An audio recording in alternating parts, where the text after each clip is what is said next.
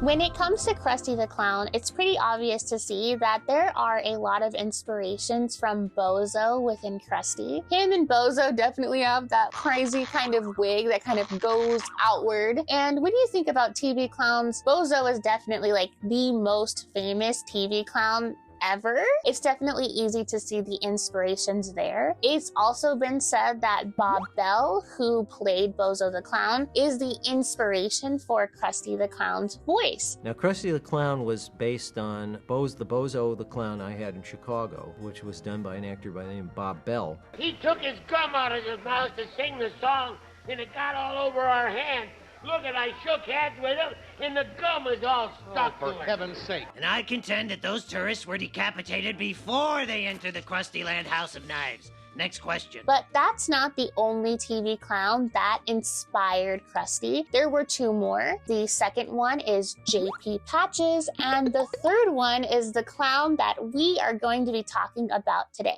So the creator of The Simpsons, Matt Groening, is from Oregon, and the reason why that's important is because in Oregon at the time he was growing up, there was a super popular TV show for kids that was about a clown, and it was a clown show, and this clown's name was Rusty Nails. It was the Rusty Nails TV show. What did you think of Krusty when he was first created? Krusty was based on a TV show clown who I grew up with in Portland, Oregon, named Rusty Nails. He was great, and he wasn't like Krusty at all. He's very nice guy. He was a very sweet clown. But he had that name, Rusty Nails, which I found incredibly disturbing as a child. Because, you know, you're supposed to avoid rusty nails. And this is definitely also where we get a little bit of the inspiration for the cynical vibe behind Krusty. These Krusty brand balloons are $3 each. But get a cheap one, and what happens? It goes off, takes out the eyeballs of every kid in the room. What's that gonna cost you? It's not necessarily because Rusty had a similar vibe. It's just that Rusty gave Matt Groening like a cynical feeling. And that's where we get some of the character inspiration for Krusty. Now that you know that little tidbit, let's get into who Rusty Nails even was, who he really is, because that's so much more important. And honestly, I just used the hook about Krusty to bring you in so we can learn about Rusty Nails together. Now, unfortunately, when it comes to Rusty Nails, his Wikipedia page is like a couple sentences. Well, it's like a couple paragraphs, and there's not that much information about him out there. And his TV show is pretty much lost media at this point. 2 years ago, people on Reddit were looking around for it. People did find a few things, but this TV show lasted 20 years, and there's not that much out there that people can find. Can you imagine dedicating 20 years of your life to something super successful and it just being gone? Like, what? So I have my work cut out for me here, and I did come to find that Rusty Nails wrote an autobiography. You know, I had to read it, and that's why we're here. So I just wanted to spread a little bit more info about this clown because he's genuinely lost to time, and it drove me crazy. Also, to figure out the inspirations behind Krusty the Clown, I did buy this book, which is cited on the Wikipedia about Krusty the Clown. And this is where the quote comes from about Rusty Nails from Matt Groening himself. But that was really all that was in here. I was kind of bummed. I was really hoping he might have said more at some point, but oh well. I wanted to get into the autobiography really quick because I surprisingly am pretty lucky when it comes to clown books. It's probably because I'm the only person out there that was collecting clown books at this time, but every time I've been buying clown books, like clown autobiographies, I have been getting really lucky and been accidentally getting sent signed copies of clown books. So this book is legitimately signed by Rusty Nails. Can we get a honk honk yeah? Honk yeah in the chat. I'm really excited about that. I'm probably the only person who would be, but yeah. So here is the signature. It says, "To Ben, happy days always," from Rusty. And it also came with this like little drawing that Rusty drew, and that's also signed. And I think it has like his little stamp. So I'm not sure if this is just like I'm sure he didn't draw this and then like it's the only one. I think he had like scanned copies of this, but it still came with it, and it's so cute. That's Rusty, guys. What a surprise to buy an autobiography and it be signed and have a little cartoon in it. That's my favorite. Autobiography by the man himself, and this Simpsons book I bought for no reason, sort of. So Rusty Nails is actually named James H. Allen, and he was actually born on May 15th, 1928 in Oregon. And Oregon was really the epicenter of his life. He was born there and he died there, and he was doing most of all of his clowning and community work there. He did do clowning all around the world, but Oregon was really his main, place. And if you are from Oregon and you're older and you remember him, I would love to hear your stories. The reason why his clown name was Rusty Nails is because he said he was in the rain too long. So when people would ask him, why are you named Rusty Nails? He would be like, I forgot to come in out of the rain. And the reason why this was funny to him is because he had a bright orange wig, which is the color of something when it gets rusted. So he was taking it literally. He was like, I'm rusted. My hair and everything's rusted like a rusty nail. And then it just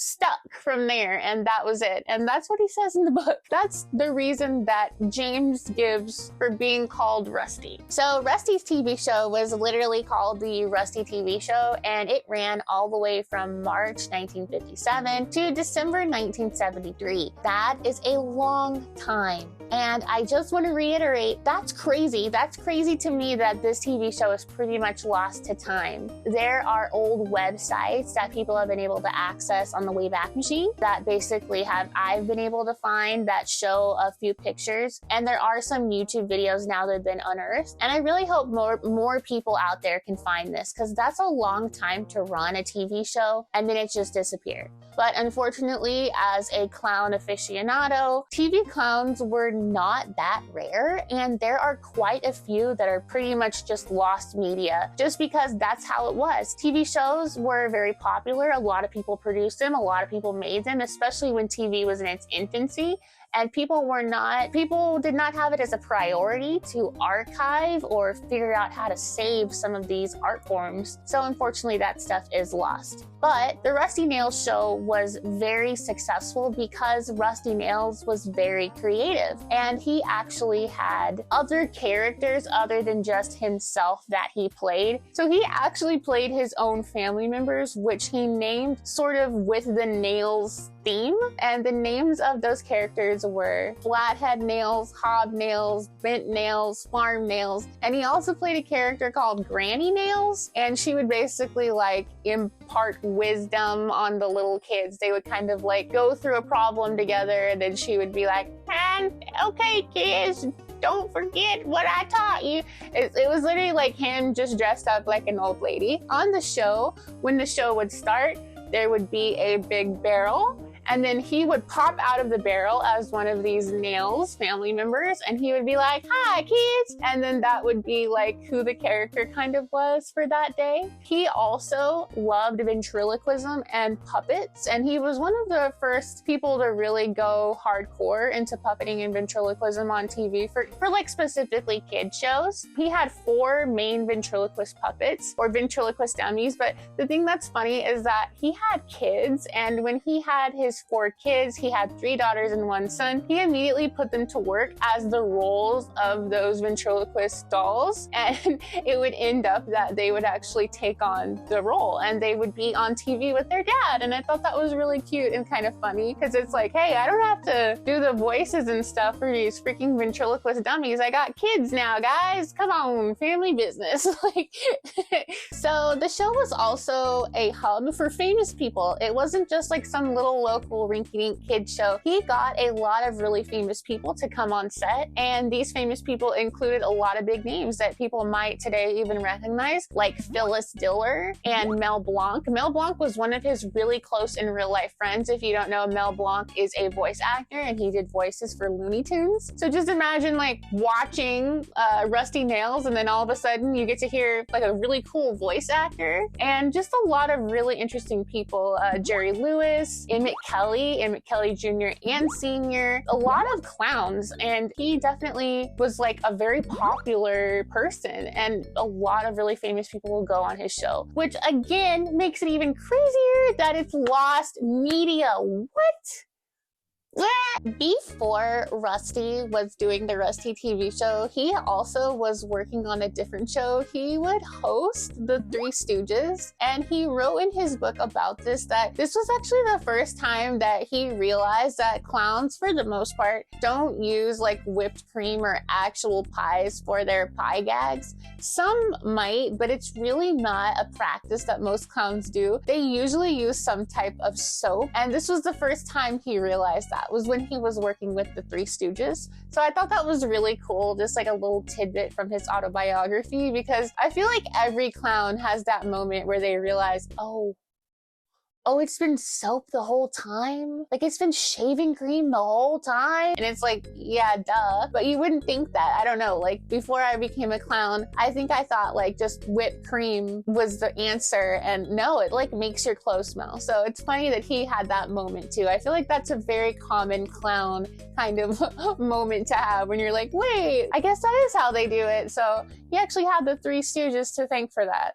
So Rusty's television show was actually taken down and canceled because of a group called Action for Children's Television. And this was a group that actually went after quite a lot of television shows at the time, and children's television shows specifically. They did do some good, which was to target the way that we see commercials and advertising towards children, which I find to be very important. But they also had a little bit of extreme beliefs when it came to what they thought was harmful for children and what they considered psychological warfare. A good example of this is that they canceled like shows like the Fantastic Four, and then they instead would run Scooby-Doo in its place. So could you imagine being like a little kid in the 70s and you just like really love a certain show, and then all of a sudden it's like Scooby-Doo? Like, I would be kind of mad. But Rusty's show was canceled, and it was because of this group that he talks about in his book.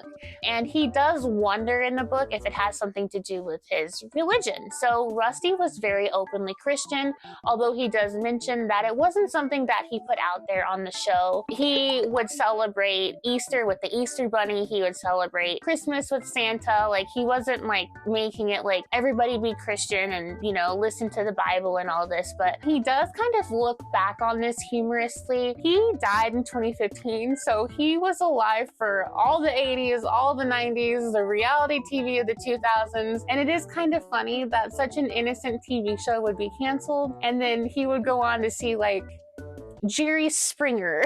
He was kind of like, hey, that's interesting, you know, like I got canceled for something kind of not really that important in the grand scheme of things, versus now kids can watch all kinds of crazy stuff. So that was kind of what he had to say on it. He wasn't bitter either. He was just kind of reflecting about it, and he just kind of put it out there like, yeah, my TV show was caught up in that whole wave of TV shows that fell victim to the cancellations of those times. So I wanted to put it out there. I thought it was kind of interesting, and I learned a little bit about that group. So Rusty was a deeply religious man, and he spent most of his life trying to do good, and he did a lot of community work, and he did a lot of stuff that revolved around his religion. He was a minister. He also did prison ministry. He would go to the prison and he would do Bible studies, and he was just an all-around like religious person. He did a lot of clown work and stuff for his community that was really, really cool. One of the things he did was he did this like traveling clown school, which was where children 15 and under could come with their parents and learn about 3 different kinds of clowning. He would help them with the different clown makeups, and they would even give them, their parents, their mothers, ideas and tutorials on how to sew clown suits and how to make clown shoes for their kids. And this is really sweet because in the 70s there was this huge boom in clowning popularity, kind of like there is now a little bit, and kids wanted to be clowns. clowns when they grew up. So he had this traveling clown school that he would park in front of like department stores, and kids would be able to come through and like learn a little bit about professional clowning, which I thought was really cool. He also sometimes worked with Ringling, and he worked with like one of my favorite clowns, Bobby K, just like advertising Ringling with Bobby K outside of a department store. Like he would do like, he was doing like side quests.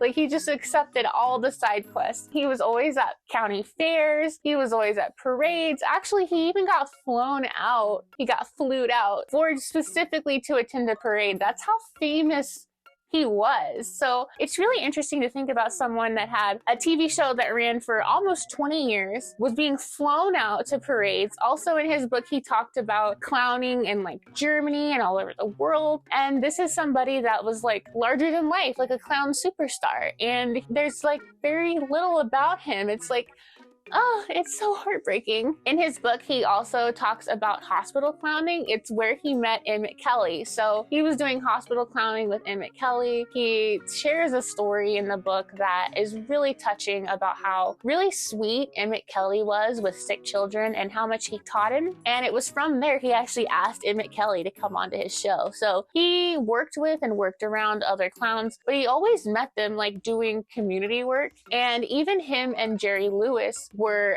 chairman for muscular dystrophy, and he was really trying to help bring awareness to find a cure for muscular dystrophy. So this is a guy that was like not only very accomplished as a clown, but like he was out there in his community trying to change stuff. And although he does put a lot of emphasis on his religion and, you know, his Christianity, it's just still really cool. He was just like a good guy. So I really liked it. I loved all the different stories. I think the most touching story to me, though, is that he had a neighbor that really, really needed his help. And he answered the call. He said, "Is there anything I can do for you?" You know, and he says, "I'd really like to meet with you." And this neighbor confessed to him that he had AIDS. And at this time, this was back when AIDS was severely demonized. People did not want to touch people that had AIDS. They thought they could get AIDS from like being in the same room as someone with AIDS. It was demonized because of the way that people treated gay men, and it was really just seen as like the gay disease, and it was just really heartbreaking. And when Rusty found out that this beloved neighbor of his had AIDS, he still came and saw him every day. And they even did little weekly meetings. He would come and hold his hand, and the neighbor basically wanted to just hear how heaven might be from his perspective on the Bible. And he would just sit with him and bring him comfort. And I found that really beautiful because, again, this was a time where people were not accepting of people that were passing away of AIDS. And I thought it was really sweet that Rusty at this time was very accepting, and he was there for this person. He was there for this man, and he talks about it in his book. I just found it really emotional, especially because unfortunately there were a lot of Christians out there that were shunning people like this. So this just shows the type of character that Rusty had as a person. But like on a funnier note, one of the funnier stories is that an older woman thought he was Ronald McDonald. She just started like beating him up with her purse and like yelling about how he was Ronald McDonald. And his takeaway from this was that he was like, wow, what a hit to the ego. Like, not only did I get beat up by this old woman, she also like doesn't even know who I am. So I thought that was kind of funny. And as for words of wisdom, there was a lot that Rusty had to say in his book that I found really like inspiring. One of those things being that he kind of reiterates like you really aren't like a good person unless you're a good listener, and sometimes the most that you can do for someone is really just to listen. And I think Rusty himself, based on the community work he was doing, spent a lot of time listening to people, and I think that's really beautiful. That's something that I would like to apply in my life more, is just listening to people and their perspectives and their pain, you know, like just everything. So that was definitely something that he mentioned that he did a lot. And he also said that when he was teaching clowning, he would tell people that it's okay to have clowning like inspirations. His personal inspirations, one of his biggest was Lou Jacobs, but he basically said that you can take inspiration from people, but you never want to be a cheap copy or like a cheap imitation. So he would basically say, you know, have your inspirations, you know, take what you can, but also don't be afraid to be yourself, grow your own clown personality, and I really wish there was more footage of us being able to see the clown personality that Rusty had. So I definitely know that he was talented, he was a good comedian, he was a good TV host, he was great with people, and I wish it was just something that we had more of, because unfortunately Rusty, or James Allen, would pass away in 2015 of congestive heart failure, and he would leave behind his family, but he also did lead a very good life. Now, I didn't know him personally, but from his own words via his own book, I do feel like he was a good person and a good man and a good clown. So that pretty much wraps up why I wanted to make this. I wanted to tell you all about the good clown behind the bad clown. Rusty, who was the inspiration for Krusty, ended up being way cooler and way nicer than Krusty ever could have been. If you have any stories that revolve around clowning, whether that be a family member that was a clown, or a clown that you met, or clowning yourself, I love hearing those stories. So please feel encouraged on my YouTube to share those with me. I read them, I care about them, they matter to me. And I just wanted to say that really quick because it's something that I'm super passionate about, and I love when you guys share with me.